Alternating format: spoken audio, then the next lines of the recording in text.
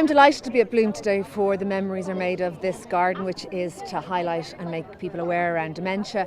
I suppose it's very close to my heart. My mum would have had dementia before she died. She died 2 years ago, and as somebody in a family that has gone through it, that has seen your parent, your loved one slip away from you slowly with dementia, it is very hard, and I am really keen to do whatever I can to kind of highlight awareness about it so that other families, I suppose, have support going through it, or that other people maybe who are starting to develop dementia themselves hear about it and see it and realise that it's a normal part of life for some people as they get older. This garden is designed to be reminiscent of a garden in the 50s, so it has all the crazy paving, and has a little potting shed with an old radio in it playing, 50s music. It has the little stone walls, it has the kind of slightly kitsch garden gnomes.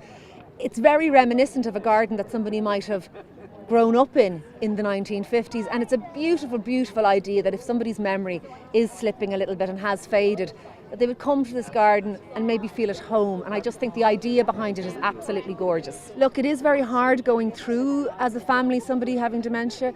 What I would have said to anybody was, look, remember, you do lose parts of them, but you keep parts of them too. So my mum maintained her love of music, she maintained her humour.